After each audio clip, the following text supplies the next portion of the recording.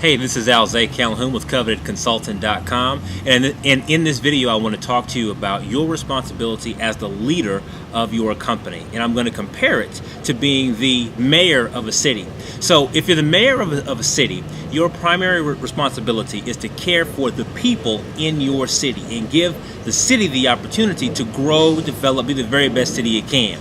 The same way if you're the CEO of a company, your job is to lead the company and give that company the best environment it can to grow. So if creating community is job one, then if you're the mayor of a city, what are some of the things you're responsible for? Well, one of the things you're responsible for is the fire department. That is caring for emergency situations. When a fire happens somewhere in your city, there's got to be a team ready, tasked to go solve for that or put that fire out. So in a company situation, that's your customer support line internally, or that is your help desk.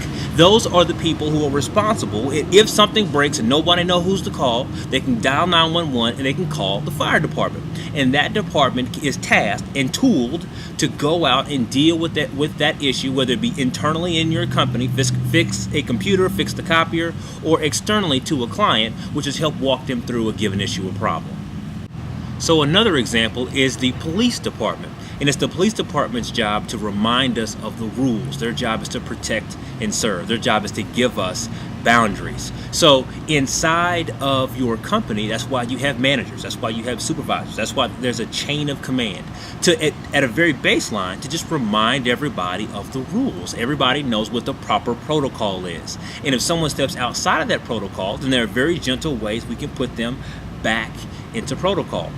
Another important thing that the police department does in a city is it escorts special invited guests. So if the president is in town, or if the military has to come through the city, then there's a method, and the police are responsible for creating that path so special guests can come through. Just like in your company, that's your reception area. That's your receptionist.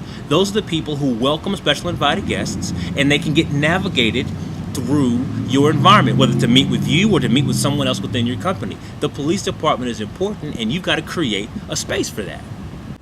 And so a third important role for a mayor of a city is to create the hospital services. So in case someone is physically hurt, is physically injured, and needs emergency care, there's a place where they can go to get that care. And so inside your company, the same thing is important. This is human resources. These are the people who care for people if there's an urgent need or urgent issue. And it may be a slip and fall at the job, or it may be someone who's overwhelmed and stressed by a certain project. They need to be able to go somewhere in order to get to be heard, to be cared for, to be looked after, and to be assessed to see what the level of issues are. And so here's the most important part, and why I made this video, is to make the point as clear as I can that you can't do all of these things. If you're mayor of the city, you can't be the fire chief and the police chief and the hospital administrator. You have to hire a fire chief, hire a police chief, and hire a hospital administrator. So now, thinking about you as the leader of your company, you have to first separate those jobs out so they all don't fall under you, and then hire people to do those jobs and let them do what they do.